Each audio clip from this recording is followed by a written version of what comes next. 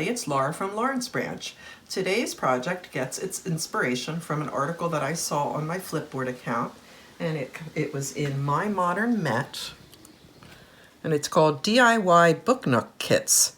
Invite you to assemble iconic literature's beloved worlds. And that looked really interesting to me. And let me read a little bit about that, what it says. Whether it's whimsical bookmarks or superhero bookends, there are dozens of creative reading accessories to add to your library. One of the best decorative pieces to spruce up your shelf space is a book nook. This type of three-dimensional space filler often resembles a dollhouse or diorama and transforms the gap between the books into a portal to an imaginary world. People sell these. It mentions the name of the people who do. These intricate inserts are inspired by the imaginary places described in famous novels and their live action adaptations. In the Sherlock Holmes Sherlock Holmes Book Nook Kit, you can build a model of the British detective's doorstep at 221B Baker Street. The display is framed by London-style buildings with windows and brick detailing, and nestled inside are cutouts of Sherlock Holmes and Dr. John Watson standing before a chalk outline. Hemisphere Designs' Les Mis DIY kit features Parisian architecture and a cobblestone street. At the back of the book nook is a cutout of the barricade made from stacks of furniture, where a silhouette of Horace stands with a red flag in hand. So it talks about the kits you can buy, and it shows us some of them.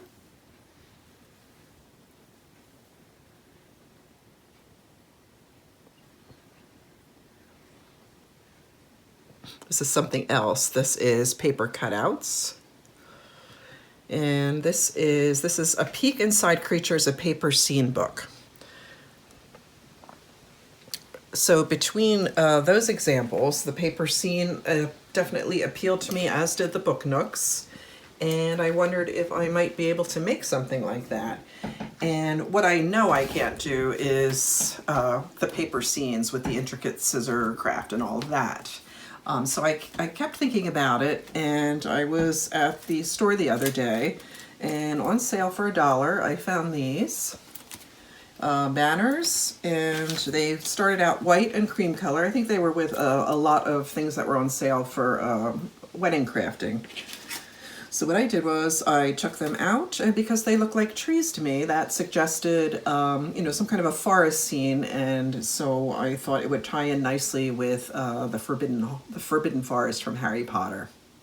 So what I did was I painted them in dark blues and greens to resemble a forest, and then I got out my vellum paper, see-through paper. If you didn't have this, you could use tissue paper or even light white color paper, or you don't even have to use paper behind it at all. And I glued them on. So I've got all my trees here, a whole pile of them. And besides that, I assembled a couple of boxes. These were out in my garage. So this black one I've painted. It started out kind of like this white one. So I figure the front of my book nook is going to be in here. Did 2 coats of black paint. That dried a couple nights ago. Some of those book nooks featured lighting. I may use something like a flashlight or this kind of lighting, or even a battery-operated mini candle. Not sure yet.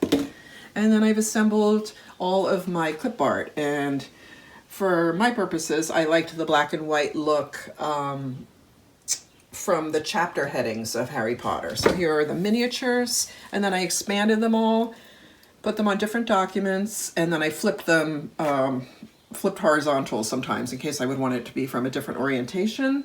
And then besides that, I've got a nice Aragon coloring page and some other coloring sheets and other craft materials here. So I am all ready to get started on this, and meet me here later and I'll show you what I've created.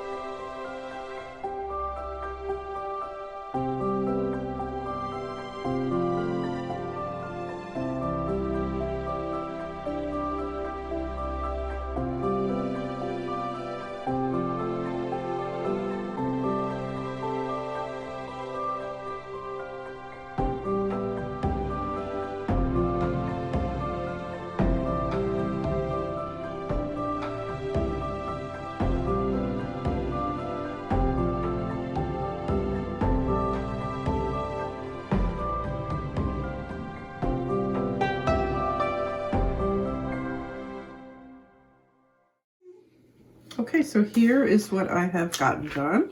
And in the end, I tried a lot of different combinations, and I decided to go with understated. I decided not to decorate the outside of the box because ideally I will be able to display this in a bookcase among Harry Potter titles, so it's not going to matter. It might actually distract from the fact. I want it to be that this is dark and sleek and that you're kind of curious about knowing what's on the inside. And so I wanted the trees that I showed you earlier to be the center, and in the very back of the box is Aragog. And then I also want this to be flexible so that I can change it around. So that's another reason why I didn't decorate the outside. So my trees are in here, and I really wanted to take it outside and show you, but it definitely got a little cold and chilly and windy, so I'm not going to bother doing that. However, a little later tonight after it gets dark, I'm going to try my different lighting sources. So I'll show you those, and then I will also show you at the conclusion of this all the steps that I took. And if you are interested in the facts about the Forbidden Forest, then stay tuned, and I would like to read you just a little bit. And the website where I've gotten this is Harry Potter Novels, or lexicon.org/icons/places. I'll give you this information afterward. So if you look this up, just very briefly, Hogwarts School of Witchcraft and Wizardry, Hogwarts grounds. The Forbidden Forest, located to the east of Hogwarts Castle, is a large dark forest. The forest is strictly off limits to Hogwarts students, except in the course of occasional care of magical creatures lessons. This goes on and on. Forest is thick with trees, home to a wide and strange assortment of creatures. Anything wild and dangerous that needs a place to live is put there. That goes on. It talks about Hagrid's cabin, located at the edge of the Forbidden Forest. We all know that. And the following creatures are known to live in the Forbidden Forest: acromantulas, including Aragog, centaurs, Fluffy, Ford Anglia, Grop, Thestrals, unicorns, trolls, and werewolves. So you could go and read more about that if you would like to. And again, I decided that I would be flexible if I want to take this off and put any of these other things. I also don't have a printer right now that I can put stock paper in, so these are kind of all on flimsy paper. I may go back and print them on stock paper. And then all my little clip arts, I just thought I would kind of keep them nearby this cute little box.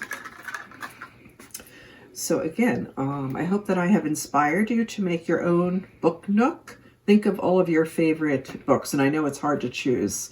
I totally want to do other ones. I want to do Secret Garden, I want to do Nancy Drew, and some more modern titles also. So have fun with it if you do it. And thank you so much for listening, and I will see you again next time.